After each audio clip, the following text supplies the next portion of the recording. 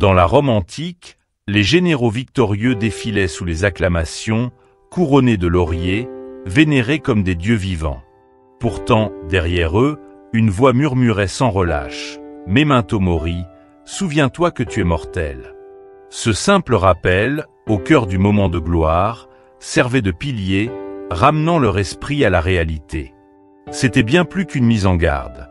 C'était la reconnaissance que la véritable force ne réside pas dans l'illusion d'une invincibilité temporaire, mais dans la conscience humble et authentique de sa propre humanité. Chez Sagesse en évolution, nous croyons que la confiance, tout comme ce murmure antique, doit être solidement ancrée, non pas dans l'apparence, mais dans l'essence. Aujourd'hui, il ne s'agit pas simplement d'appliquer des affirmations motivantes ou de masquer ses peurs avec des sourires forcés. Il s'agit d'un voyage intérieur, une construction patiente et méthodique de soi, brique par brique, avec des pratiques qui ont traversé les siècles et dont la pertinence demeure intacte. Imaginez un instant. Que serait la vie si chaque défi était affronté avec la certitude intérieure que peu importe l'issue, vous seriez assez fort pour vous relever, pour apprendre et pour avancer. Les stoïques, ces sages de l'Antiquité, avaient compris que la confiance véritable n'est pas un état atteint d'un coup, mais un jardin qu'on cultive jour après jour. Alors, pourquoi ce savoir antique, cette sagesse éprouvée, ne serait-elle pas la clé de votre propre transformation? En parcourant cette vidéo, je vous invite à plonger dans les enseignements des plus grands penseurs de l'histoire, Marc Aurèle, Sénèque, Épictète. Ces noms résonnent encore aujourd'hui parce qu'ils ont laissé derrière eux des leçons qui vont bien au-delà des contextes historiques et des philosophes aux robes de toge. Leurs enseignements touchent aux racines mêmes de ce que signifie être humain, avec ses forces et ses fragilités. Ils ont découvert des secrets qui permettent de transcender la peur, d'apaiser les tempêtes intérieures et de trouver cette confiance inébranlable que même les aléas de la vie ne peuvent ébranler. C'est cette alchimie entre la résilience, la lucidité et la bienveillance envers soi-même que nous allons explorer ensemble. Restez avec nous, car ce que nous allons partager pourrait bien être le début d'une métamorphose personnelle. Au lieu de naviguer à vue, ballotté par les jugements extérieurs et les comparaisons incessantes, imaginez construire une forteresse intérieure solide, où chaque pierre est une habitude stoïque, ancrée dans la pratique quotidienne. Cette vidéo est votre guide pour commencer à poser ces fondations. Si vous cherchez à transformer votre vie, à remplacer le doute par la certitude intérieure et à embrasser chaque jour avec assurance, ne manquez pas la suite. Ces 12 habitudes sont bien plus que des conseils. Ce sont les piliers qui soutiennent une vie entière, résiliente et équilibrée.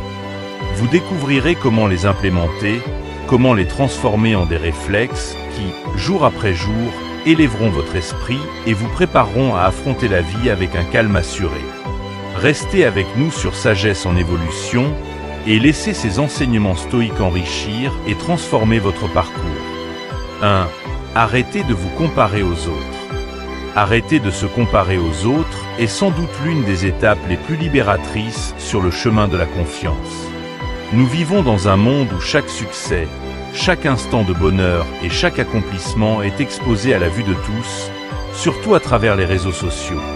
Ces plateformes, bien qu'elles aient leurs avantages, se transforment souvent en arènes où se joue le spectacle des comparaisons. Un défilement rapide sur Instagram ou Facebook peut suffire pour que l'on ressente l'impression que nos propres réalisations pâlissent en comparaison des succès des autres.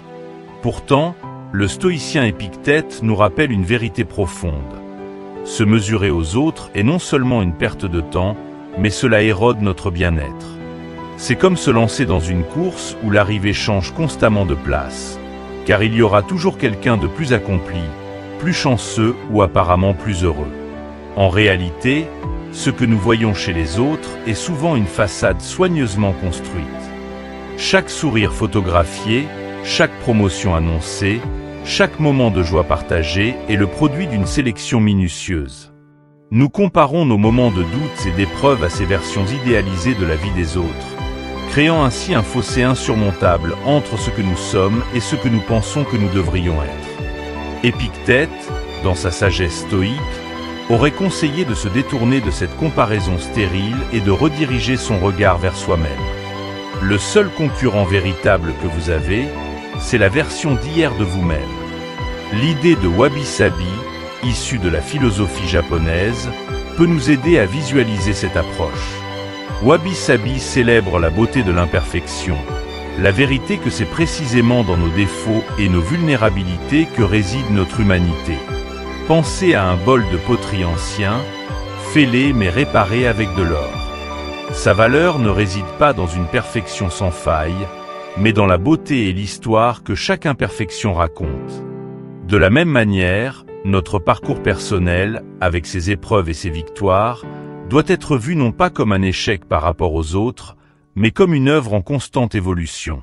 Considérez l'histoire de deux amies, Léa et Camille. Léa passe des heures à scroller sur les réseaux sociaux, admirant la vie apparemment parfaite de ses connaissances. Promotion, voyages exotiques, dîners gastronomiques. Chaque image la fait se sentir un peu plus insatisfaite de sa propre vie, où le stress du travail et les moments de solitude sont bien réels. Camille, de son côté, a appris à tourner son attention vers ce qu'elle peut contrôler. Elle tient un journal où elle note ses progrès quotidiens, aussi modestes soient-ils, et célèbre chaque petit pas en avant. Alors que Léa lutte pour maintenir sa confiance, Camille se renforce chaque jour en appréciant son parcours personnel. La différence ? Camille a cessé de se comparer aux autres et a choisi de rivaliser avec elle-même. La pratique de se mesurer uniquement à soi-même requiert un changement de mentalité. C'est un engagement envers soi-même à regarder ses propres progrès, à se fixer des objectifs qui sont en phase avec ses valeurs et à avancer pas à pas. Lorsque vous arrêtez de vous comparer aux autres, vous commencez à comprendre que votre parcours est unique et que chaque étape, aussi petite soit-elle, contribue à votre croissance. Cette approche vous libère de la pression extérieure et vous permet de vous concentrer sur l'essentiel, devenir la meilleure version de vous-même.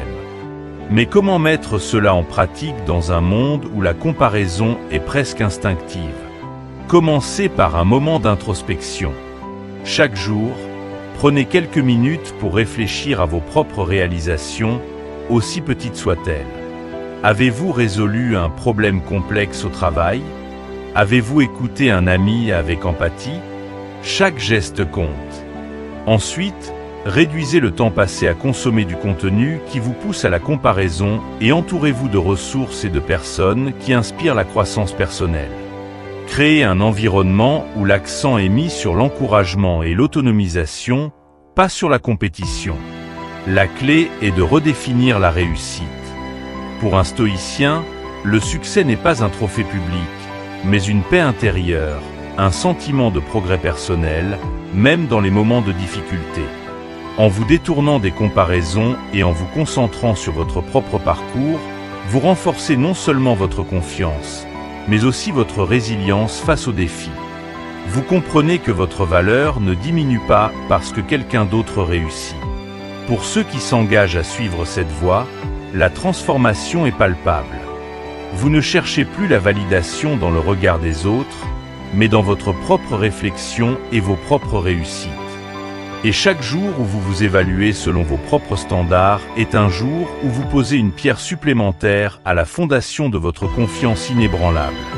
En tournant la page vers notre prochaine étape, rappelons-nous que cette confiance n'est pas le fruit d'un travail isolé.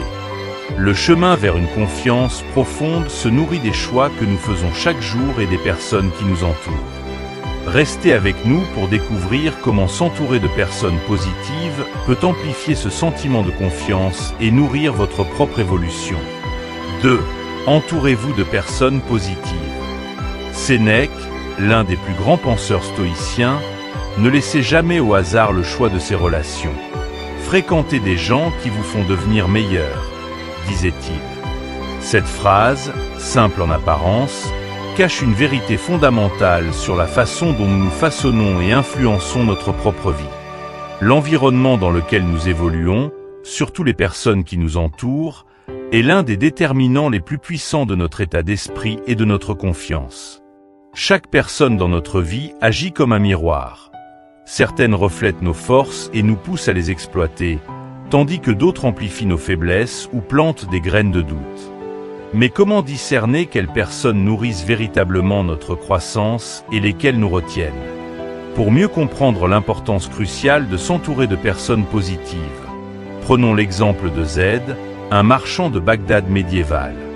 Lorsque son entreprise s'est effondrée à cause de la perte d'une cargaison précieuse, Z s'est retrouvé au bord du désespoir. Il aurait pu passer ses journées avec d'autres commerçants en faillite, échanger des histoires de malchance et se complaire dans l'apitoiement. Mais Z a choisi une voie différente. Il a commencé à fréquenter le marché prospère où les affaires battaient leur plein, observant et écoutant des marchands couronnés de succès. Ces interactions lui ont permis d'absorber leurs méthodes, d'observer leur détermination et d'adopter leurs attitudes résilientes. Petit à petit, la présence de ces modèles positifs a insufflé à Z la force de reconstruire son entreprise. Et en un an, il a dépassé son succès précédent. Son échec initial est devenu le tremplin vers un succès encore plus grand. Tout cela grâce à l'influence de son entourage. Votre esprit, comme un jardin, ne peut s'épanouir dans un sol stérile. Imaginez un jardinier qui souhaite faire pousser des roses magnifiques. S'il choisit un terrain pauvre et ombragé, les plantes lutteront pour survivre et leur floraison sera rare, voire inexistante. Mais s'il choisit un sol fertile, riche en nutriments et baigné de lumière, les roses fleuriront avec éclat. De la même manière, votre esprit a besoin d'un environnement sain pour se développer. S'entourer de personnes positives, celles qui inspirent, encouragent et défient vos croyances limitantes, agit comme un engrais naturel qui stimule votre croissance intérieure. Nous avons tous rencontré des personnes qui, par leur simple présence, élèvent notre humeur et élargissent notre vision du possible. Ce sont les amis qui célèbrent sincèrement nos succès, qui posent des questions stimulantes et qui offrent des perspectives encourageantes. À l'inverse, il existe des relations qui, même inconsciemment, nous tirent vers le bas. Les personnes négatives, constamment plongées dans le doute, la critique ou le pessimisme, peuvent éroder notre confiance comme une pluie acide attaquant la surface d'une pierre. Pour adopter cette habitude stoïque, il est essentiel de faire un inventaire honnête de votre cercle social. Qui dans votre vie vous fait sentir capable, inspiré et prêt à conquérir vos rêves? Qui, au contraire, vous laisse épuisé ou rempli de doutes? Cela ne signifie pas nécessairement couper les liens avec toutes les personnes toxiques, mais apprendre à moduler le temps et l'énergie que vous leur consacrez. Savoir cultiver les relations qui ajoutent de la valeur à votre vie est un acte de sagesse et d'autoprotection. Pensez aux personnes qui ont marqué positivement votre parcours. Peut-être est-ce un mentor qui vous a encouragé dans un moment de doute, un ami qui a cru en votre potentiel avant même que vous ne le voyiez, ou un collègue dont l'enthousiasme est contagieux. Ces figures sont précieuses et méritent une place de choix dans votre vie. Inversement, souvenez-vous d'un moment où vous avez été entouré de personnes qui minimisaient vos rêves ou amplifiaient vos craintes. Comment vous sentiez-vous?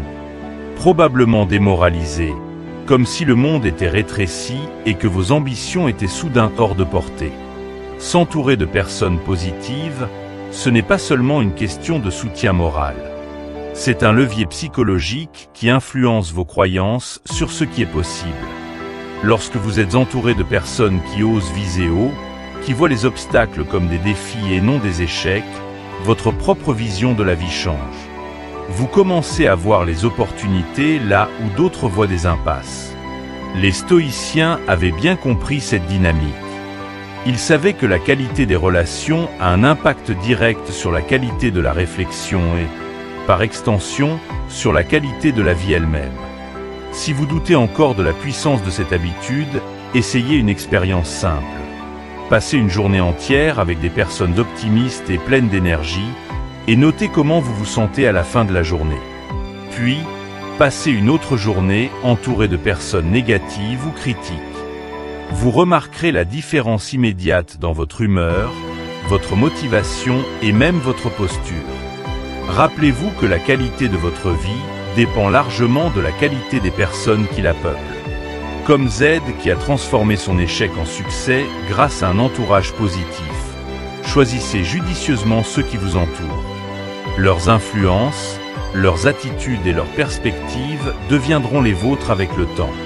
Cette étape est cruciale pour créer un environnement propice à la confiance et à la croissance intérieure. 3. Prenez soin de votre corps. Prendre soin de son corps est une habitude que beaucoup négligent, souvent au profit d'objectifs plus abstraits ou de responsabilités pressantes. Pourtant, Marc Aurèle, un empereur stoïcien dont la vie était marquée par la discipline et la sagesse, nous rappelle que l'âme se teinte de la couleur de ses pensées. Mais au-delà de cette affirmation sur le pouvoir de l'esprit, Marc Aurèle comprenait aussi que l'esprit et le corps sont indissociables. Le corps n'est pas simplement un véhicule pour l'esprit, il est son refuge, son sanctuaire. Ignorer cette vérité, c'est risquer de fragiliser notre esprit, car un esprit fort ne peut s'épanouir dans un corps négligé. Les Spartiates, célèbres pour leur endurance et leur force, ont compris cela mieux que quiconque. Leur entraînement quotidien n'était pas seulement une préparation à la guerre, mais une affirmation de leur détermination et de leur valeur intrinsèque. Ils savaient que la force physique pouvait influencer la force mentale, et chaque exercice était une déclaration silencieuse. Je suis capable de surmonter l'inconfort. Bien sûr, l'objectif n'est pas de devenir un guerrier, mais d'adopter cette philosophie de soins réguliers pour renforcer à la fois le corps et l'esprit. Des gestes simples comme une marche matinale ou quelques minutes d'étirement envoient un puissant message à notre subconscient. Je mérite de prendre soin de moi. C'est un acte d'amour propre et de reconnaissance. Dans notre société moderne, où la sédentarité est souvent la norme, nous devons réapprendre à valoriser notre corps. Trop souvent, nous attendons un signe d'alerte sous la forme d'une maladie ou d'une fatigue extrême pour réaliser l'importance de ce soin. Pourtant, le simple fait de bouger, de respirer profondément, de ressentir ses muscles se tendre et se détendre peut avoir un effet transformateur. La science moderne nous le confirme. L'exercice physique libère des endorphines, améliore l'humeur et réduit le stress. Mais au-delà des bienfaits scientifiques, il y a une résonance plus subtile, presque philosophique. Prendre soin de son corps, c'est cultiver la discipline. Et la discipline, comme le savaient les stoïciens, est la racine de la confiance. Imaginez un jardinier qui néglige ses plantes. Peu importe à quel point il les aime ou combien il parle d'elles avec admiration, sans soin, elles dépériront. De la même manière, nous pouvons nourrir nos esprits de pensées positives et de sagesse. Mais si nous négligeons le support physique, cet équilibre se rompt. Prenez l'exemple d'un moine zen, autrefois hanté par le désir de l'illumination. Son maître lui a dit, avant d'atteindre l'illumination, soigne le jardin du temple. Chaque jour, à force de travail physique, le moine a vu ses angoisses s'apaiser, son corps se renforcer et, avec lui, son esprit devenir plus clair. À la fin de l'année, il comprit que l'illumination ne venait pas de la seule méditation, mais de l'harmonie entre le soin du corps et de l'esprit. Prendre soin de son corps ne nécessite pas de transformation radicale ni d'engagements extrêmes. Inutile de se lancer dans des marathons ou de devenir un adepte du fitness. Commencez simplement par intégrer de petites habitudes qui font une grande différence au fil du temps. Une promenade de 10 minutes après le déjeuner, quelques mouvements de stretching le matin ou choisir des aliments qui nourrissent votre corps plutôt que de le fatiguer sont autant de gestes qui accumulent des bénéfices à long terme. Ces actions quotidiennes envoient un signal à votre subconscient. Je suis important, je mérite des soins. Cette conscience nourrit la confiance en soi d'une manière que peu de choses peuvent égaler. Pensez à la fois où vous avez surmonté un défi physique, même modeste. Peut-être était-ce une randonnée plus longue que prévu ou un cours de yoga qui vous a mis à l'épreuve. Après coup, vous avez probablement ressenti cette vague de satisfaction et de confiance. Vous avez prouvé à votre esprit que votre corps pouvait être un allié, et cela renforce la perception que vous avez de vous-même. Ces petites victoires renforcent l'idée stoïque selon laquelle chaque acte est un entraînement pour les moments plus grands. Lorsque vous prenez soin de votre corps régulièrement, vous êtes mieux préparé à affronter les défis mentaux et émotionnels. Vous développez une forme de résilience qui se manifeste dans votre posture, votre façon de respirer et même la clarté de votre pensée. Une autre perspective enrichissante est l'idée que le soin du corps est un acte de respect envers vous-même. Trop souvent, nous sommes généreux envers les autres, mais sévères envers nous-mêmes. Considérons un exemple quotidien. Imaginez un parent dévoué qui consacre toute son énergie à prendre soin de ses enfants, négligeant son propre bien-être.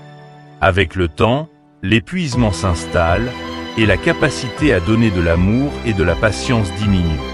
Ce n'est qu'en prenant soin de soi que l'on peut véritablement s'occuper des autres. Prendre soin de son corps n'est pas égoïste, c'est un acte fondamental pour pouvoir s'épanouir et être une source de soutien pour ceux qui nous entourent. En conclusion, intégrer le soin du corps dans votre routine quotidienne, même à petite échelle, est une manière puissante de cultiver la confiance et la résilience. Chaque effort physique, chaque mouvement, chaque respiration consciente est une déclaration silencieuse mais puissante. Je suis important. Et cette conviction se propage dans tous les domaines de votre vie, renforçant non seulement votre corps, mais aussi votre esprit. 4. Soyez gentil avec vous-même. La bienveillance envers soi-même est une notion trop souvent mal comprise et sous-estimée, surtout dans une société qui valorise l'ambition, la productivité et la perfection. Pourtant, les stoïciens, souvent perçus comme austères et rigides, avaient une compréhension profonde de l'importance de l'autocompassion. Pour eux, la force intérieure et la résilience ne se bâtissaient pas sur l'autocritique incessante, mais sur un équilibre entre la rigueur et la douceur envers soi-même. Cela peut sembler paradoxal, mais être gentil avec soi-même, loin d'être une faiblesse, est en réalité un acte de sagesse. Pour illustrer cette idée, pensez à la célèbre parabole des deux loups. L'un des loups représente l'autocritique, la dureté envers soi-même, le jugement constant. L'autre loup incarne la bienveillance, la capacité à reconnaître ses erreurs sans s'y engloutir et à s'accorder le droit à l'imperfection. Lequel de ces loups l'emportera? Celui que vous choisissez de nourrir. C'est une leçon fondamentale. Chaque jour, chaque pensée que nous entretenons est une occasion de décider quel loup nous voulons renforcer. Choisir de se parler avec bienveillance, surtout dans les moments d'échec ou de doute, est un choix puissant. Imaginez un instant comment vous traitez vos amis lorsqu'ils traversent des moments difficiles. Lorsque votre meilleur ami vous confie qu'il a échoué à un entretien important, vous ne lui dites pas qu'il est incompétent ou qu'il ne mérite pas le succès. Non, vous l'encouragez, vous lui rappelez ses qualités, ses efforts, et vous l'aidez à voir ce qu'il peut améliorer la prochaine fois. Alors, pourquoi nous parlons-nous avec tant de dureté, nous, les premiers à avoir besoin de soutien? La bienveillance envers soi-même, comme le préconisaient les stoïciens, consiste à se traiter de la même manière que nous traiterions un ami cher. L'autocompassion, ce n'est pas se complaire dans l'inaction ou trouver des excuses à chaque échec. C'est reconnaître la réalité de la condition humaine. Nous faisons des erreurs, nous échouons, et cela fait partie du processus de croissance. Marc Aurèle, un empereur stoïcien qui portait sur ses épaules le poids de tout un empire, savait que l'autocompassion était cruciale. Il ne cessait de rappeler à lui-même et aux autres que l'erreur est inhérente à la nature humaine et qu'accepter cela est la première étape pour progresser. La bienveillance envers soi-même, c'est admettre ses imperfections sans se laisser submerger par la honte ou le regret. Prenons l'exemple de Julia, une jeune professionnelle ambitieuse. Chaque fois qu'elle commettait une erreur, même minime, elle se plongeait dans une spirale de reproches. Ses pensées la rongeaient de l'intérieur, la paralysant face aux nouveaux défis. Un jour, après avoir échoué à livrer un projet dans les délais, elle s'est souvenue d'une histoire entendue, celle des deux loups. Elle décida de changer de perspective et de se parler comme elle l'aurait fait avec un ami. Au lieu de se reprocher son manque d'efficacité, elle a pris du recul, analysé ce qui avait mal tourné, et s'est promis de mieux gérer son temps à l'avenir.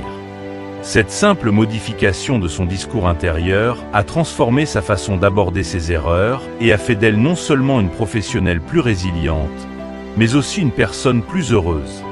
La pratique de l'autocompassion ne se limite pas aux mots que nous nous disons. C'est un état d'esprit qui se reflète dans nos actions quotidiennes. Cela peut signifier prendre une pause lorsqu'on est épuisé, accepter de demander de l'aide sans se sentir coupable, ou reconnaître que même le repos est une forme de productivité.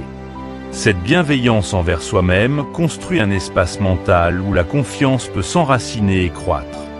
En se traitant avec respect et douceur, nous posons les bases d'une confiance qui ne dépend pas des succès extérieurs, mais d'un sentiment intérieur de valeur. Une autre illustration vient des enseignements bouddhistes qui partagent des similitudes avec la philosophie stoïcienne. Un moine enseignait que si l'on laissait une coupe tomber et se briser, la sagesse n'était pas dans le fait de se maudire pour la chute, mais dans la manière dont on ramassait les morceaux et les utilisait pour apprendre. Cette image est puissante. Lorsque nous échouons, ce n'est pas le moment de nous accabler, mais de nous reconstruire avec bienveillance, en tenant compte de nos erreurs pour devenir plus forts. Le stoïcisme n'a jamais prôné la froideur ou l'insensibilité. Au contraire, il valorise l'acceptation de la nature humaine dans toute sa complexité. Épictète, par exemple, enseignait que ce ne sont pas les événements qui nous troublent, mais la manière dont nous les percevons. Si nous choisissons de percevoir nos erreurs comme des opportunités d'apprendre et non comme des preuves de notre inaptitude, nous renforçons notre résilience et notre confiance. Se pardonner, c'est reconnaître que la perfection est une illusion et que la croissance vient de l'acceptation et de l'adaptation. Alors, comment commencer à nourrir le bon loup? Chaque fois que vous vous surprenez à être dur envers vous-même, faites une pause et imaginez que vous parlez à un ami dans la même situation. Quelles paroles réconfortantes lui diriez-vous? Essayez de vous les dire à vous-même. Prenez le temps de célébrer vos efforts, même si le résultat n'est pas à la hauteur de vos attentes. La confiance que vous construisez ainsi est plus solide et durable, car elle repose sur une fondation de compassion et d'acceptation. 5. Pratiquez un dialogue intérieur positif. Pratiquer un dialogue intérieur positif est l'une des pratiques les plus puissantes pour développer une confiance authentique et durable. Nos pensées façonnent notre perception du monde et influencent directement la façon dont nous réagissons aux événements. Marc Aurèle, un sage parmi les sages, a écrit « Tout est en vous-même, votre façon de penser ». Cette simple affirmation renferme une vérité profonde. Si notre esprit est empli de doutes, de critiques et de peur, notre réalité se teinte de ces sentiments. À l'inverse, un esprit nourri de paroles positives et bienveillantes devient un terrain fertile pour la croissance personnelle et la confiance. Prenons l'exemple inspirant d'Amenemhat, un scribe égyptien qui vécut il y a plus de 3000 ans. Chaque jour, avant de commencer son travail, Amenemhat répétait des affirmations telles que « Mes mains sont habiles, mon esprit est vif, mon travail est digne ». Ces mots, loin d'être des gestes de vanité, étaient une forme de programmation mentale. Grâce à cette pratique quotidienne, il entamait chaque journée avec la conviction de sa propre compétence. Ses écrits étaient si précis et magnifiquement exécutés que certains exemples subsistent encore, témoignage de son savoir-faire et de sa confiance. Cette histoire montre que les paroles que nous nous adressons ne sont pas simplement des murmures sans importance. Elles sont la fondation sur laquelle repose notre perception de nous-mêmes et notre capacité à agir avec assurance. Imaginez commencer chaque journée en vous disant « Je suis capable, je suis résilient, et chaque pas que je fais compte ». Ces mots, dits devant un miroir ou murmurés dans un moment de calme, peuvent sembler insignifiants au début. Pourtant, tout comme une goutte d'eau qui tombe constamment au même endroit finit par creuser la pierre, des affirmations répétées sculptent peu à peu notre réalité intérieure. Au fil du temps, votre esprit apprend à reconnaître ces mots comme vrais, et cette croyance s'infiltre dans vos actions quotidiennes. Pratiquer un discours intérieur positif ne signifie pas nier la réalité ou se voiler la face aux difficultés. Il s'agit plutôt de choisir intentionnellement de se rappeler ses forces et de s'encourager, même au milieu des défis. Considérez un athlète sur le point de s'élancer dans une course importante. Avant le coup de sifflet, il pourrait se dire « Je suis prêt, « J'ai travaillé dur pour ça ». Ces mots alimentent sa motivation et sa confiance, le poussant à donner le meilleur de lui-même. De la même manière, dans nos vies de tous les jours, nous avons besoin de cette voix intérieure qui nous soutient, qui nous rappelle que même lorsque nous trébuchons, nous avons en nous les ressources pour nous relever. L'importance de la pratique régulière du dialogue intérieur positif se manifeste également dans la manière dont nous faisons face aux critiques extérieures. Si votre esprit est constamment renforcé par des affirmations de valeur et de compétences, les paroles négatives ou les échecs passagers n'ont plus le même pouvoir destructeur. Lorsque vous êtes convaincu, au plus profond de vous, de votre potentiel et de votre force, une critique ou un revers devient une simple information à analyser et non un reflet de votre valeur personnelle. Un exercice simple mais efficace consiste à prendre un moment chaque jour pour se placer devant un miroir et se féliciter. Pas seulement pour les grandes réalisations, mais pour les efforts constants, les petites victoires quotidiennes. Cela peut être aussi simple que de se dire « Aujourd'hui, j'ai été patient dans une situation difficile » ou « Je suis fier de la manière dont j'ai surmonté cette tâche ». Ces compliments, adressés avec sincérité, renforcent la confiance et créent un cycle de positivité. Ils nous aident à nous rappeler que nous sommes plus que nos erreurs ou nos moments de doute. Cette pratique peut aussi prendre la forme d'un journal de gratitude où chaque soir, vous notez 3 choses que vous avez faites avec succès ou qui ont apporté de la joie à votre journée. Ces moments, lorsqu'ils sont notés régulièrement, deviennent des preuves tangibles de votre capacité à progresser, à affronter les défis et à grandir. Il s'agit de dresser une liste continue de réussites et de qualités, un témoignage personnel qui sert de rempart contre les doutes. Pour ceux qui se demandent s'il est réellement possible de transformer son dialogue intérieur, il est important de savoir que la science de la psychologie appuie cette idée. Des recherches ont montré que le cerveau ne fait pas toujours la distinction entre ce qui est vécu et ce qui est imaginé. Si vous vous parlez avec bienveillance et encouragement, votre esprit réagira en conséquence, renforçant les circuits neuronaux associés à la confiance et au bien-être. Alors, comment commencer cette pratique? Chaque fois qu'une pensée négative surgit, arrêtez-vous et reformulez-la de manière constructive. Par exemple, au lieu de penser « je n'y arriverai jamais », dites-vous « cela peut être difficile, mais j'apprends et je m'améliore ». Au fil du temps, cette réorientation devient plus facile et plus naturelle. Le dialogue intérieur positif n'est pas une simple technique, c'est un changement de paradigme. C'est la reconnaissance que vos mots intérieurs ont un pouvoir immense, celui de modeler non seulement votre perception, mais aussi vos actions et vos résultats. 6. Affrontez vos peurs. Sénèque, le grand philosophe stoïcien, avait un talent particulier pour révéler les mécanismes subtils de l'esprit humain. Quand il disait « nous souffrons plus souvent en imagination qu'en réalité », il mettait en lumière une vérité intemporelle. La plupart de nos peurs résident dans notre esprit et non dans les événements eux-mêmes. Ces peurs, lorsqu'elles ne sont pas confrontées, se nourrissent de nos pensées et finissent par s'amplifier, se transformant en obstacles insurmontables. L'histoire persane du marchand et de la mort en est une illustration poignante. Pris de panique en voyant la mort sur le marché de Bagdad, le marchand s'enfuit à Samara, croyant échapper à son destin. Mais, ironiquement, c'est là qu'il la rencontre. Fuir nos peurs nous mène souvent exactement là où nous ne voulons pas être. Affronter ces peurs est une pratique essentielle pour construire une confiance solide. Il ne s'agit pas d'éliminer complètement la peur, ce qui serait irréaliste, mais de la comprendre et de la maîtriser. Pour un stoïcien, la peur est un messager, un signal indiquant où se trouve notre prochaine zone de croissance. Imaginez que vous vous tenez au bord d'un précipice, hésitant à sauter dans l'inconnu.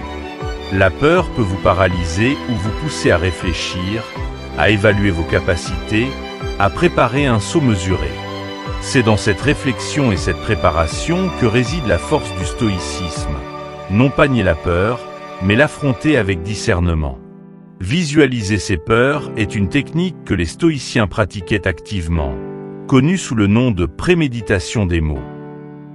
Ils prenaient le temps de contempler les pires scénarios possibles, non pas pour s'y complaire, mais pour se préparer mentalement à ce qui pourrait arriver. Cette anticipation réduisait l'effet de surprise et la panique si l'événement redouté se produisait réellement. Par exemple, imaginez que vous ayez peur de parler en public. La simple pensée de monter sur scène peut provoquer des sueurs froides et une accélération du pouls. Au lieu de fuir cette peur, prenez le temps de visualiser l'événement. Imaginez-vous debout devant le public, ressentez l'inconfort initial, puis voyez-vous commencer à parler, trouver votre rythme et finalement recevoir des applaudissements sincères. Cette visualisation, répétée avec réalisme et détail, aide à démystifier l'événement et à réduire l'intensité de la peur. Cependant, la visualisation seule ne suffit pas. Pour vraiment surmonter la peur, il faut passer à l'action, même à petite échelle. Relevez de petits défis pour vous prouver que la peur n'est pas insurmontable. Si parler en public est votre crainte, commencez par exprimer vos idées dans un petit cercle d'amis ou lors d'une réunion informelle. Si la peur de l'échec vous paralyse, engagez-vous dans un projet où l'échec, bien que possible, n'aura pas de conséquences majeures. Chaque fois que vous relevez un défi, aussi petit soit-il, vous envoyez un message à votre subconscient. Je peux gérer cela. Cette accumulation de petites victoires renforce votre confiance et diminue la puissance de vos peurs. Prenons l'exemple de Clara, une jeune entrepreneuse terrifiée par l'idée de lancer son premier produit. Elle imaginait les critiques, le rejet et l'échec total. Chaque jour, ses peurs l'empêchaient de franchir le pas. Un jour, inspirée par les principes stoïciens, elle décida de prendre une petite action. Présenter son idée à un groupe de collègues bienveillants. Bien que ses mains tremblaient et que sa voix était hésitante au début, elle parvint à aller jusqu'au bout de sa présentation. À sa grande surprise, ses collègues lui apportèrent des retours positifs et des suggestions constructives. Cette première étape, bien qu'imparfaite, l'a poussée à avancer, à affronter la peur suivante avec un peu plus de confiance. S'affronter à ses peurs n'est pas seulement une question de courage, mais aussi de compréhension. Pourquoi avons-nous peur de certaines choses? Souvent, la peur est alimentée par des croyances limitantes ou des expériences passées qui ont laissé une empreinte émotionnelle forte. Le stoïcien, face à cela, adopte une posture d'analyse et de déconstruction. Par exemple, si vous craignez de ne pas être à la hauteur, demandez-vous: d'où vient cette croyance? Est-elle fondée sur des faits ou sur des perceptions erronées? L'esprit critique et la rationalité, chers aux stoïciens, permettent de remettre en question ces pensées et de diminuer leur emprise. Il est important de se rappeler que la peur elle-même n'est pas l'ennemi. C'est notre réaction à celle-ci qui peut devenir problématique. Si nous fuyons systématiquement, la peur grandit, s'étend et finit par envahir des aspects de notre vie où elle n'a pas sa place. En revanche, chaque fois que nous l'affrontons, nous réduisons son pouvoir. Comme le dit un vieux proverbe arabe, la peur est une compagne qui marche à côté des courageux. L'affronter ne signifie pas être sans peur, mais avancer malgré elle. Au fur et à mesure que vous apprenez à relever de petits défis et à affronter vos peurs, vous remarquerez que votre confiance commence à se solidifier. Vous comprendrez que la peur n'est plus une barrière infranchissable, mais un indicateur de là où vous devez concentrer votre énergie. Et lorsque la peur se présente à nouveau, comme elle le fera inévitablement, vous saurez comment l'accueillir. Non pas comme une ennemie à fuir, mais comme une compagne sur votre chemin vers la croissance. 7. Faites les choses pour lesquelles vous êtes doué. Faire ce pourquoi vous êtes naturellement doué est une étape cruciale pour développer une confiance profonde et durable. Aristote, le grand philosophe grec, parlait de l'eudémonia, un état de bonheur et de plénitude qui naît de l'épanouissement de ses talents et de ses capacités. Selon lui, la voie vers l'épanouissement personnel réside dans l'exercice de nos forces naturelles, ce qui implique de se connaître soi-même, de reconnaître ses aptitudes et de les mettre en œuvre. Cet acte simple mais puissant peut transformer la manière dont nous percevons notre place dans le monde et nourrir une confiance solide. Pensez à l'histoire du jeune viking qui, pendant des années, s'obstinait à maîtriser l'épée comme ses camarades. Malgré des efforts incessants, il échouait constamment et sa confiance s'effritait à chaque échec. Un jour, dans un élan de frustration, il saisit un arc et, à sa grande surprise, découvrit un talent naturel pour le tir à l'arc. À partir de ce moment, il cessa de se comparer aux autres et commença à cultiver sa propre voie. Cet acte simple, celui de suivre sa passion et d'utiliser ses compétences innées, le transforma en un guerrier redoutable et respecté, non pas parce qu'il s'était conformé aux attentes des autres, mais parce qu'il avait osé écouter sa propre voix intérieure. Cette histoire nous enseigne une vérité essentielle. Parfois, la confiance ne se construit pas en essayant de rentrer dans un moule imposé par la société ou par notre entourage, mais en découvrant et en cultivant ce qui nous rend uniques. Explorez ce que vous aimez faire, ce qui vous passionne et ce qui nourrit votre âme, est le secret pour trouver ce que j'appelle la flamme centrale. Cette flamme est le noyau de votre être, la source d'énergie qui, lorsqu'elle est alimentée, vous permet de rayonner et d'avancer avec assurance. Beaucoup passent leur vie à ignorer cette flamme, la reléguant au second plan, poussés par les exigences extérieures et les pressions sociales. Pourtant, lorsque vous prenez le temps de l'identifier et de la nourrir, vous découvrez que la confiance devient une conséquence naturelle de cette connexion à vous-même. Prenons l'exemple d'Alexandre, un jeune homme qui travaillait dans un domaine où il se sentait constamment inadéquat. Chaque journée était une lutte, non pas parce qu'il manquait de compétences générales, mais parce qu'il n'exerçait pas ses talents naturels. Un jour, après avoir suivi un atelier sur la découverte de ses passions, il se souvint de son amour pour la musique, un talent qu'il avait laissé de côté par peur de l'incertitude. Encouragé, il décida de prendre des cours du soir, jouant d'un instrument et partageant sa passion lors de petits concerts. Très vite, il remarqua une transformation. Non seulement sa confiance grandissait dans sa pratique musicale, mais cette nouvelle assurance rejaillissait sur tous les aspects de sa vie, y compris son travail de jour. En se reconnectant à ce qui le passionnait, Alexandre avait redonné vie à sa flamme centrale. Pour explorer ce que vous êtes doué, prenez un moment pour réfléchir aux activités qui vous ont toujours semblé naturelles et satisfaisantes. Quelles tâches, qu'elles soient grandes ou petites, accomplissez-vous avec facilité et lesquelles vous laissent une impression de satisfaction? Peut-être avez-vous un talent pour organiser des événements, un don pour apaiser les autres, ou une aptitude à résoudre des problèmes complexes. Identifier et cultiver ces talents vous permet non seulement de renforcer votre estime de soi, mais aussi de vous sentir aligné avec votre vrai moi. L'idée n'est pas de se contenter de ce que l'on sait déjà faire, mais de l'utiliser comme base pour se lancer dans de nouveaux défis. La confiance naît de la capacité à relever des défis tout en sachant que l'on peut s'appuyer sur des compétences solides et prouvées.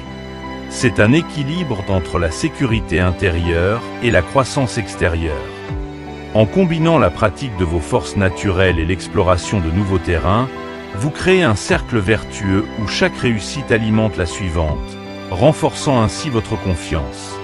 L'enseignement des stoïciens et d'Aristote converge ici. Le bonheur et la confiance ne se construisent pas en se conformant aux attentes des autres, mais en développant ce qui est intrinsèquement bon en nous. Et cela ne veut pas dire que l'on doit abandonner toute tâche difficile ou tout aspect de la vie qui n'est pas instinctivement facile. Au contraire, en vous appuyant sur ce que vous faites naturellement bien, vous développez la résilience nécessaire pour affronter des défis plus grands. Vous devenez comme un arbre qui, enraciné dans un sol riche et bien nourri, peut étendre ses branches et affronter les tempêtes sans craindre de se déraciner.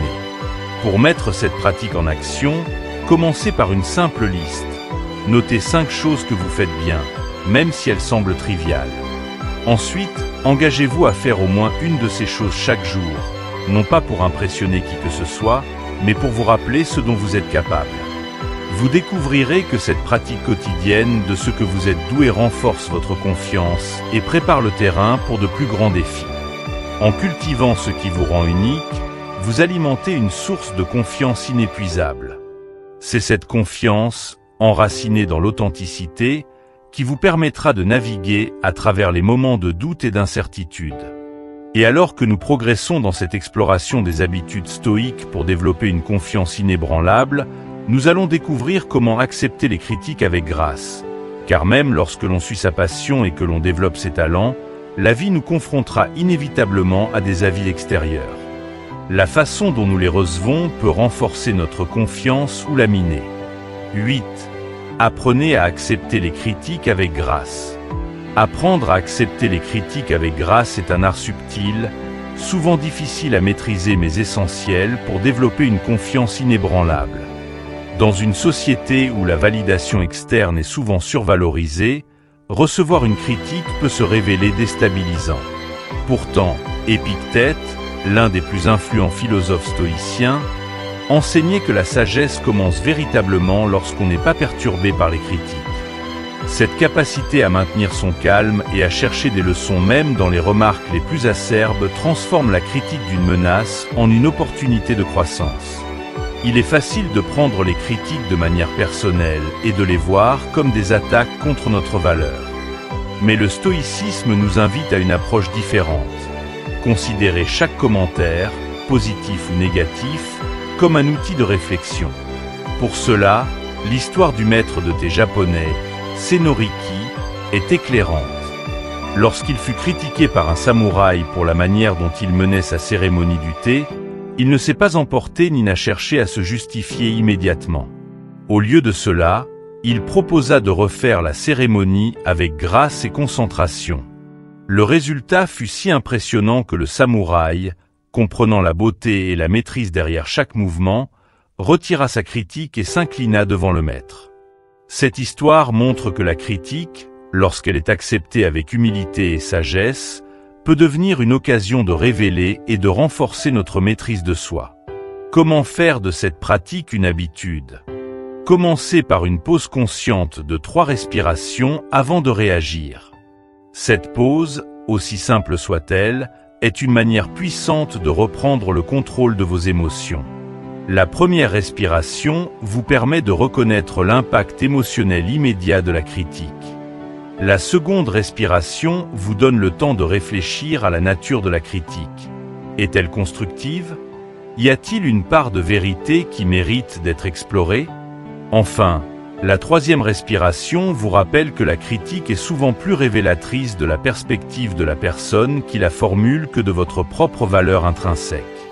Cette pause avant la réaction est cruciale pour éviter de répondre impulsivement et de défendre votre ego. Lorsque vous acceptez une critique sans vous sentir attaqué, vous démontrez une confiance et une maturité remarquables. Imaginez un dialogue entre 2 collègues au travail. L'un critique la présentation de l'autre en disant « Je pense que ton argument était confus ». La réaction instinctive pourrait être de se défendre immédiatement, de justifier le choix de l'argument ou même de rejeter la critique. Mais avec une approche stoïque, la personne critiquée prend une pause, respire et répond calmement. « Merci pour ton retour. Peux-tu m'expliquer ce qui t'a paru confus ?» En agissant ainsi, elle montre non seulement une ouverture d'esprit, mais transforme la critique en un apprentissage potentiel. Accepter la critique avec grâce ne signifie pas absorber sans discernement tout commentaire négatif. Il est essentiel de distinguer les critiques constructives qui peuvent vous aider à vous améliorer, des critiques destructrices ou mal intentionnées qui ne visent qu'à démoraliser. Le stoïcien pratique l'analyse rationnelle pour décider si une critique mérite d'être prise en compte. Cela implique de se poser des questions telles que « La personne qui critique est-elle un expert ou une personne bienveillante qui veut mon bien ?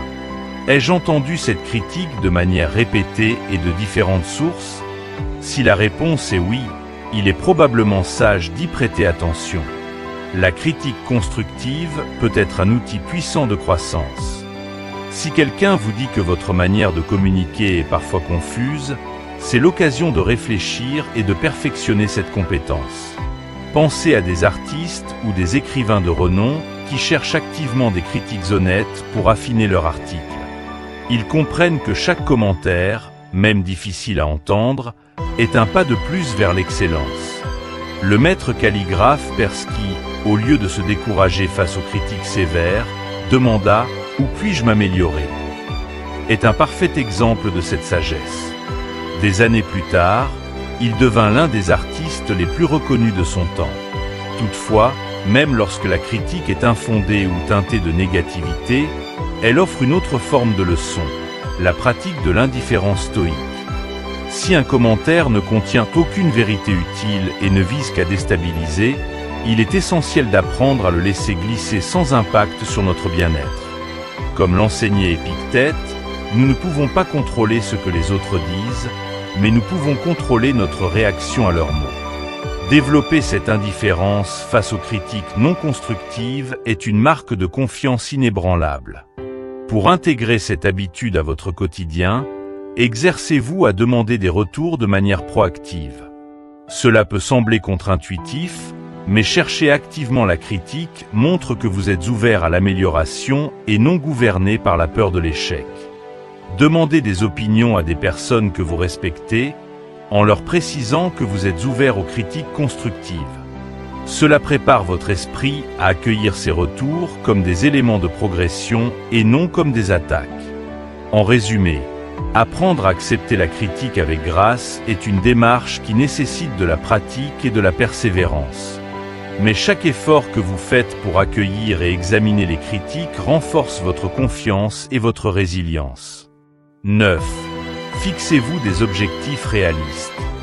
Fixer des objectifs réalistes est l'une des pierres angulaires de la philosophie stoïcienne, et c'est un aspect souvent négligé par ceux qui cherchent à améliorer leur vie. Trop souvent, nous sommes tentés par des changements spectaculaires, des transformations du jour au lendemain. Cependant, le stoïcisme nous enseigne que le véritable progrès est graduel et s'acquiert par des efforts constants et mesurés. Marc Aurèle écrivait « Le progrès n'est pas obtenu par la chance ou accident, mais par le travail quotidien sur soi-même. » C'est cette idée qui nous pousse à comprendre l'importance des petits pas.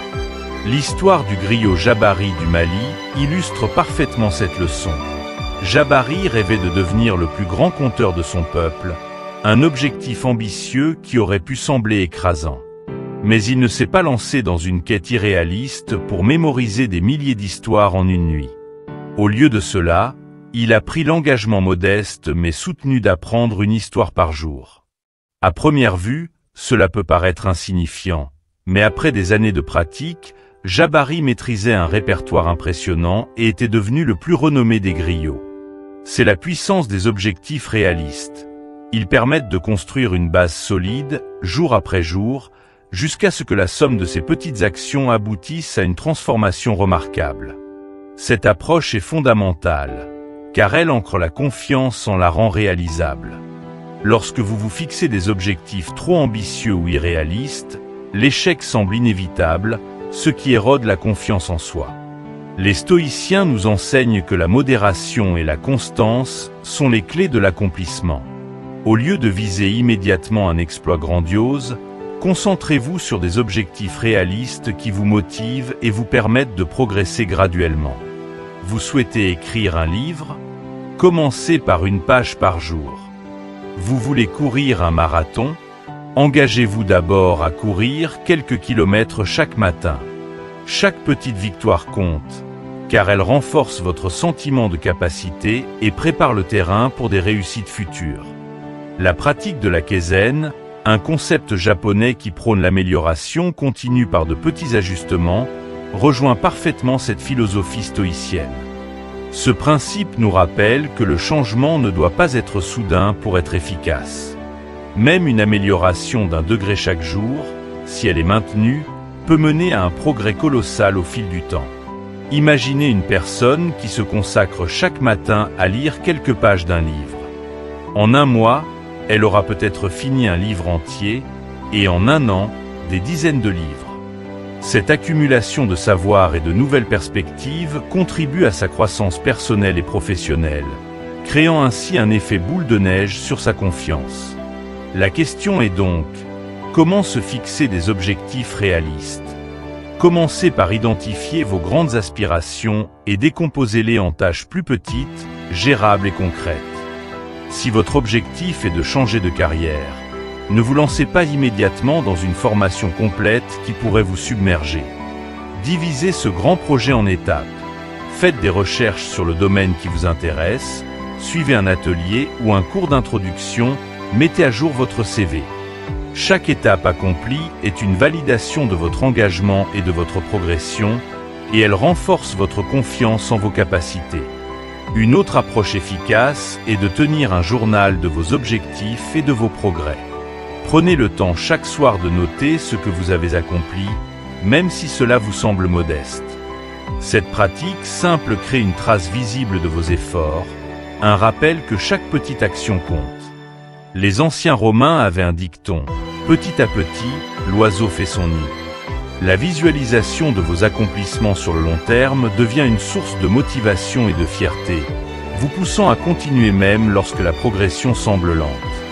Le stoïcisme nous rappelle également que l'objectif n'est pas seulement d'atteindre un résultat, mais de cultiver une discipline intérieure. Lorsque vous poursuivez un objectif avec constance, vous développez des compétences et des habitudes qui deviennent des alliés précieux dans d'autres aspects de votre vie. L'ancien lutteur grec Milo de Crotone a illustré cette leçon lorsqu'il s'entraînait à porter un veau chaque jour. Au fur et à mesure que le veau grandissait, sa force augmentait progressivement. Il ne cherchait pas à soulever un taureau dès le premier jour. Il savait que la constance et l'effort quotidien étaient les clés de sa réussite. En appliquant cette métaphore à votre propre vie, commencez par des actions que vous pouvez accomplir dès aujourd'hui et engagez-vous à les répéter jusqu'à ce qu'elles deviennent une seconde nature. Il est également essentiel de célébrer chaque petit succès. Chaque fois que vous atteignez une étape, même modeste, prenez le temps de le reconnaître. Cela crée un cycle positif où chaque réussite renforce votre confiance, vous motivant à atteindre le prochain objectif. Ces célébrations ne doivent pas être grandioses. Un simple moment de réflexion ou une note de gratitude dans votre journal peut suffire. Ce processus vous permet de rester concentré sur vos progrès et d'éviter de vous décourager en comparant votre parcours à celui des autres. En fin de compte, fixer des objectifs réalistes est un acte de sagesse et de respect envers soi-même. Cela montre que vous comprenez la valeur de la progression et que vous êtes prête à investir dans votre croissance, un pas à la fois. Comme le disait Sénèque, ce n'est pas parce que les choses sont difficiles que nous n'osons pas les faire. C'est parce que nous n'osons pas les faire qu'elles sont difficiles. Osez commencer petit et regardez comment, jour après jour, ces petits pas vous mènent vers de grandes réalisations. 10. Défiez les pensées négatives. Les stoïques ont toujours cru que ce ne sont pas les événements eux-mêmes qui nous troublent, mais la manière dont nous les percevons. Cette idée, bien que simple en apparence, contient un potentiel transformateur pour qui sait l'adopter. Chaque jour, nous sommes confrontés à des pensées négatives, des murmures persistants qui sapent notre confiance et altèrent notre bien-être. Ces pensées, qu'elles soient de peur, de doute ou de jugement, peuvent rapidement devenir des obstacles si nous les laissons agir sans contrôle. Pour briser ce cycle, il est essentiel d'apprendre à les défier, de comprendre que ces pensées ne sont pas des vérités immuables, mais des constructions mentales qui peuvent être analysées et remises en question. L'histoire de la sage soufie est une belle illustration de cette pratique. Chaque matin, elle se réveillait et s'adressait à ses peurs et à ses doutes. « Qu'avez-vous à m'apprendre aujourd'hui ?» Plutôt que de fuir ces pensées négatives ou de les ignorer, elle choisissait de leur accorder une attention consciente, non pas pour se soumettre à elles, mais pour les interroger. Cette approche montre que les pensées négatives ne doivent pas être perçues comme des ennemis à combattre, mais comme des messagers porteurs d'informations précieuses. En prenant le temps de les écouter et de comprendre leur origine, la sage soufie apprenait à transformer ses pensées en outils de croissance. Pour appliquer cette sagesse stoïque à votre propre vie, commencez par observer vos pensées sans jugement. Imaginez que votre esprit est un ciel immense et que chaque pensée est un nuage qui le traverse. Certaines pensées sont légères et inoffensives, tandis que d'autres sont sombres et menaçantes. L'important est de comprendre que vous n'êtes pas ces nuages. Vous êtes le ciel qui les accueille. Lorsque des pensées négatives surgissent, interrogez-les. Pourquoi suis-je en train de penser cela? Qu'est-ce qui déclenche cette peur ou ce doute? Y a-t-il des preuves concrètes qui soutiennent cette pensée, ou s'agit-il simplement d'une interprétation biaisée? Cette introspection permet de ramener ses pensées à leur juste proportion et de les voir sous un jour différent. Prenons un exemple concret. Vous êtes sur le point de donner une présentation importante et une pensée surgit. Je vais échouer, tout le monde va se moquer de moi. Plutôt que de laisser cette pensée vous paralyser, arrêtez-vous un instant et appliquez l'enseignement stoïcien. Demandez-vous si cette pensée est basée sur des faits. Avez-vous échoué à chaque présentation passée? Probablement pas. Cette pensée est-elle le reflet d'une réalité ou d'une peur exagérée? En déconstruisant ces pensées, vous commencez à voir qu'elles ne sont souvent que des amplifications de nos propres insécurités. Il est également crucial de remplacer ces pensées négatives par des pensées plus rationnelles et équilibrées. Cette pratique, connue sous le nom de restructuration cognitive, consiste à formuler des alternatives réalistes et positives aux pensées automatiques.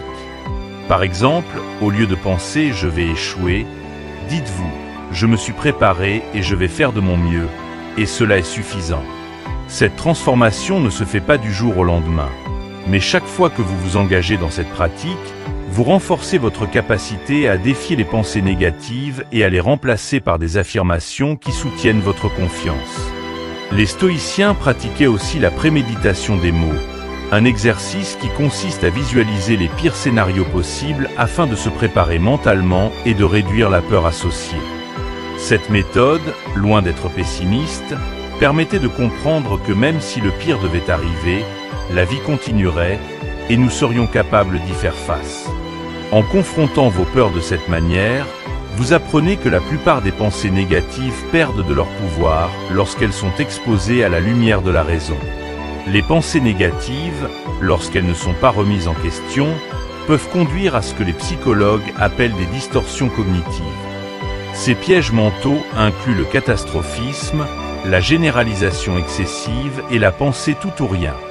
Les stoïciens, bien qu'ils ne les nommaient pas ainsi, reconnaissaient ces distorsions et prônaient des remèdes par l'analyse rationnelle et la méditation sur la nature des pensées. La prochaine fois que vous vous surprenez à tomber dans l'un de ces schémas, faites appel à votre tribunal intérieur. Quels sont les faits qui soutiennent cette pensée?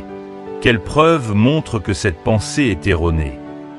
Traitez vos pensées comme un avocat qui cherche des preuves, et non comme un juge qui prononce immédiatement une sentence. Il est aussi bénéfique de partager vos réflexions avec quelqu'un de confiance. Parfois, parler de ses peurs et de ses doutes à un ami ou un mentor peut apporter une perspective extérieure précieuse. Cette personne peut vous aider à voir que vos pensées sont souvent déformées par vos émotions et peuvent être corrigées par un regard bienveillant et objectif. Enfin, il est essentiel de développer une pratique quotidienne de gratitude et d'autocompassion pour contrebalancer les pensées négatives.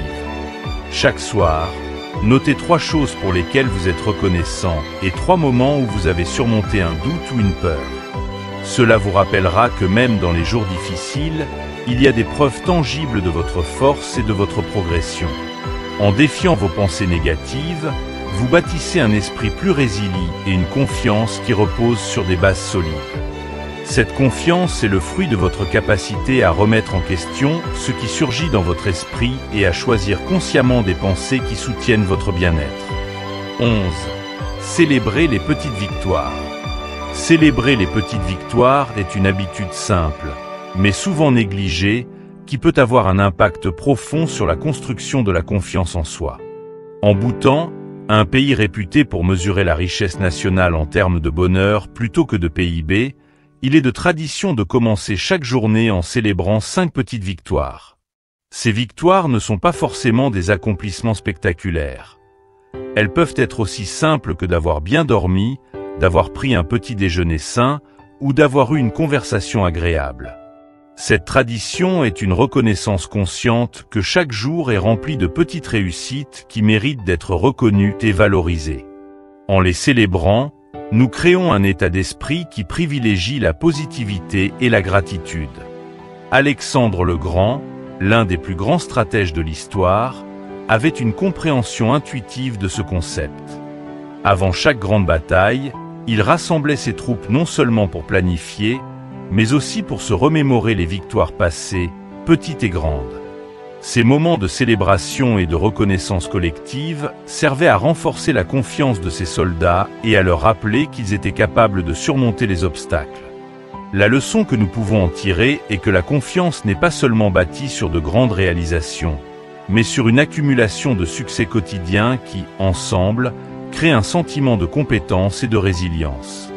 Alors, comment adopter cette pratique dans votre vie quotidienne ?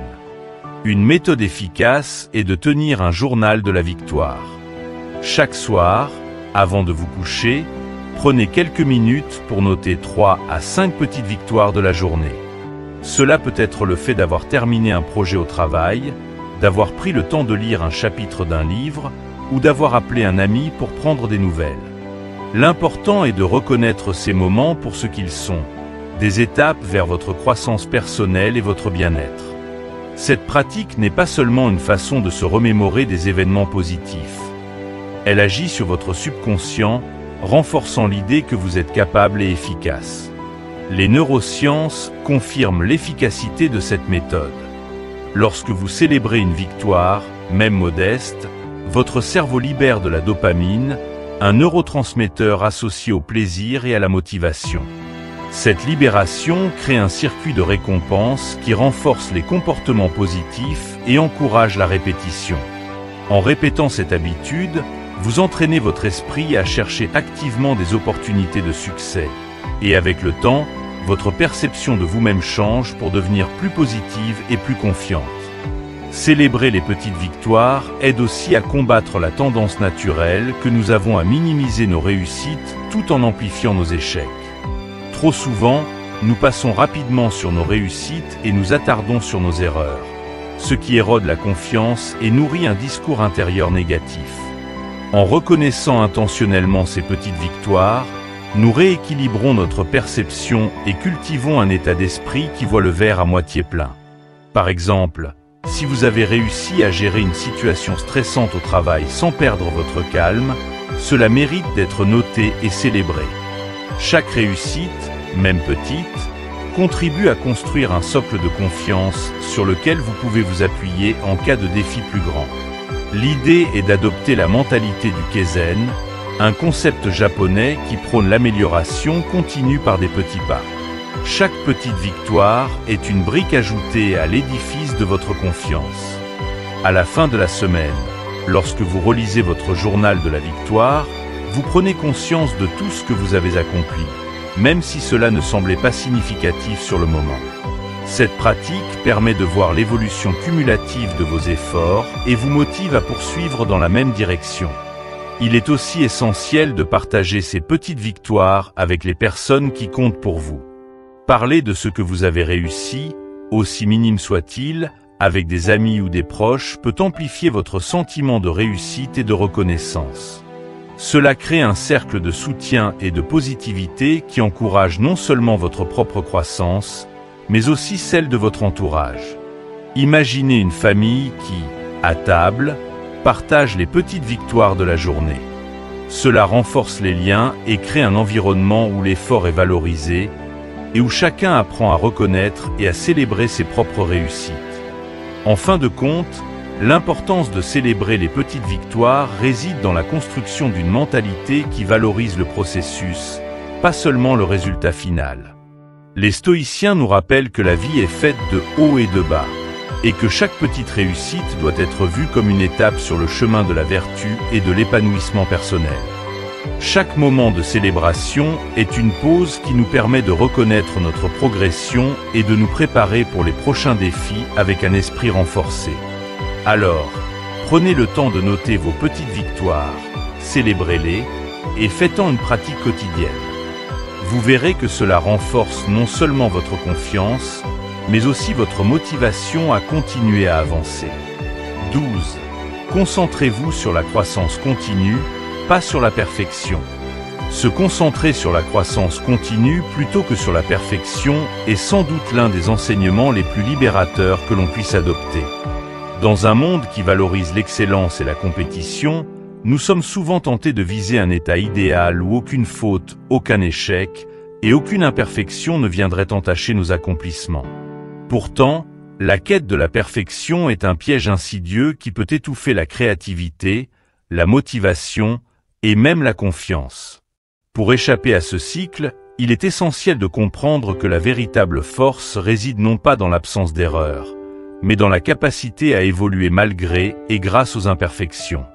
C'est ici que le concept de wabi-sabi, venu du Japon, prend tout son sens. Il célèbre la beauté de l'imperfection et la transience de toute chose, nous rappelant que la vie est un cheminement, non une destination fixe. L'histoire du maître potier Tanaka illustre parfaitement cette philosophie. Au lieu de masquer les défauts de ses œuvres, il choisit de les souligner avec de l'or, créant une technique connue sous le nom de kintsugi. Cette pratique consistait à réparer les fissures des céramiques brisées en y coulant de l'or liquide, rendant chaque pièce non seulement unique, mais plus précieuse encore après avoir été brisée. Cette démarche symbolise l'idée que nos imperfections, loin d'être des faiblesses, peuvent devenir des marques de beauté et de résilience. Tanaka comprenait que la valeur de ses œuvres ne résidait pas dans leur perfection, mais dans leur histoire et leur capacité à renaître de leurs brisures. Appliquer cette leçon à votre propre vie signifie accepter que chaque étape de votre parcours, y compris les échecs et les erreurs, contribue à votre croissance. En d'autres termes, l'amélioration constante est plus importante que la perfection. Chaque jour est une occasion de s'améliorer, même d'un infime pourcentage. Peut-être avez-vous fait une erreur au travail ou eu un moment de doute lors d'une présentation. Ces moments ne définissent pas votre valeur, mais ils offrent une chance d'apprendre et de grandir. L'important est de se rappeler que le progrès est un chemin parsemé de défis et de leçons, pas un sprint vers un idéal inatteignable. La philosophie stoïcienne appuie cette idée en nous encourageant à cultiver une vision réaliste et compatissante de nous-mêmes. Marc Aurèle écrivait « Ne perds pas de temps à discuter de ce qu'est un homme bon. Sois un. » Cela signifie que la réflexion et l'amélioration doivent être des processus actifs et constants, et non une quête pour atteindre un état parfait. L'amélioration quotidienne, même minime, est ce qui forge la résilience et la confiance. Chaque fois que vous faites un pas en avant, aussi petit soit-il, vous renforcez votre capacité à affronter de plus grands défis.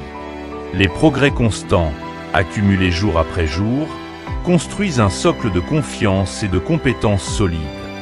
Pensez à un musicien débutant qui commence à apprendre un nouvel instrument. Ses premières notes peuvent être hésitantes et discordantes, mais avec chaque session de pratique, il s'améliore. S'il se concentrait uniquement sur la perfection, il pourrait se décourager rapidement et abandonner. En revanche, en acceptant la progression et en célébrant chaque petite amélioration, il développe non seulement son habileté, mais aussi sa confiance en ses capacités. Cet état d'esprit, qui valorise l'effort constant et la patience, est la clé pour avancer sereinement. Pour mettre cela en pratique, commencez par redéfinir vos attentes. Remplacez la question « Comment puis-je faire cela parfaitement ?» par « Comment puis-je m'améliorer un peu plus aujourd'hui par rapport à hier ?» Cette simple modification de perspective réduit la pression et vous permet de travailler avec plus de sérénité. Acceptez que certaines journées seront meilleures que d'autres et que l'essentiel est de continuer à avancer. Même lorsqu'une journée semble être un échec, il y a toujours une leçon à en tirer, une fissure à souligner avec de l'or. Une autre technique efficace est de pratiquer la réflexion quotidienne, un exercice stoïcien où l'on prend un moment en fin de journée pour revoir ses actions et évaluer ses progrès. Quels ont été vos succès aujourd'hui? Quelles leçons avez-vous tirées de vos erreurs? En reconnaissant ces moments, vous cultivez un état d'esprit axé sur la croissance et la résilience, et non sur la perfection. Il est également important de s'entourer de personnes qui partagent cette philosophie et qui comprennent que la croissance est un processus continu. Échanger avec des amis ou des mentors qui valorisent l'amélioration plutôt que la perfection vous aidera à rester motivé et à voir vos propres progrès sous un jour positif. Rappelez-vous que personne n'est à l'abri des erreurs, et que chaque personne que vous admirez a probablement connu son lot de défis et d'échecs. Ce qui les distingue, c'est leur capacité à persévérer et à apprendre de chaque expérience. La perfection est une illusion qui peut étouffer la passion et éroder la confiance. En adoptant l'idée que la vie est un processus continu d'apprentissage et d'amélioration, vous pouvez libérer votre potentiel et aborder chaque jour avec la certitude que vous avancez, peu importe la vitesse. Tout comme le maître potier Tanaka qui a transformé des pièces brisées en œuvres d'art uniques, vous pouvez transformer vos erreurs et vos imperfections en points forts qui enrichissent votre parcours. Alors, concentrez-vous sur la croissance, non sur la perfection. Célébrez chaque étape, chaque amélioration, même minuscule. Car la véritable confiance ne vient pas d'un état parfait et immuable, mais de la conviction que vous pouvez continuer à apprendre, à grandir et à évoluer tout au long de votre vie. C'est ce voyage, et non la destination, qui façonne la personne forte et résiliente que vous êtes en train de devenir. Votre voyage vers la confiance inébranlable commence par des gestes modestes, des actions répétées qui, comme le bambou chinois, semblent d'abord imperceptibles mais finissent par révéler une croissance spectaculaire. Ce qui est fascinant avec le bambou, c'est qu'il peut passer des années à développer son réseau de racines, invisible à la surface, puis soudainement, il pousse de plusieurs mètres en quelques semaines. Cette métaphore est puissante pour illustrer que la confiance véritable, celle qui ne fléchit pas sous la pression, ne se construit pas du jour au lendemain. Elle se développe jour après jour, habitude après habitude, à travers de petites actions et de nombreux ajustements. Les 12 habitudes stoïques que nous avons explorées ensemble sont autant de graines que vous pouvez planter dans votre vie dès aujourd'hui. Rappelez-vous qu'il ne s'agit pas de rechercher un état parfait. La perfection est une illusion qui peut vous ralentir et même saboter votre progression. Ce qui compte, c'est de vous concentrer sur une amélioration continue et de vous accorder la permission de trébucher en cours de route. Chaque fois que vous appliquez l'une de ces habitudes, que ce soit en arrêtant de vous comparer aux autres, en acceptant les critiques avec grâce ou en célébrant vos petites victoires, vous renforcez un peu plus vos racines. Vous cultivez une confiance qui s'ancre profondément dans la résilience et l'authenticité. Une confiance qui ne dépend pas des circonstances extérieures, mais de votre perception de vous-même et de votre capacité à avancer. En suivant ce chemin, vous découvrirez que la confiance n'est pas un sentiment statique, mais un processus dynamique. C'est l'accumulation de ces moments où vous affrontez vos peurs, où vous pratiquez un discours intérieur positif, et où vous acceptez vos imperfections tout en continuant à grandir. Il est important de reconnaître que la croissance vient de la répétition et de la pratique, même lorsque les résultats ne sont pas immédiatement visibles. Commencez dès aujourd'hui, même avec une seule habitude, et observez comment, peu à peu, elle influence vos pensées, vos actions et votre perception de vous-même. N'attendez pas que le moment soit parfait pour agir. Commencez maintenant, avec ce que vous avez, là où vous êtes. L'effet cumulatif de ces efforts constants se manifestera dans votre futur. Et ce futur vous remerciera d'avoir osé avancer malgré les doutes et les obstacles. Souvenez-vous que l'essentiel est de persister, car c'est dans la continuité que réside la vraie transformation. Merci d'avoir suivi cette exploration des 12 habitudes stoïques pour développer une confiance inébranlable. Si cette vidéo vous a apporté de la valeur et vous a inspiré à commencer ou à poursuivre ce cheminement, n'hésitez pas à aimer la vidéo, à la partager avec ceux qui pourraient en bénéficier et surtout à vous abonner à Sagesse en Évolution. Cliquez sur la cloche de notification pour ne pas manquer les prochaines vidéos où nous continuerons à explorer des principes intemporels pour élever votre vie et votre bien-être. Votre soutien nous permet de grandir et de partager encore plus de sagesse. À très bientôt pour de nouvelles découvertes et réflexions.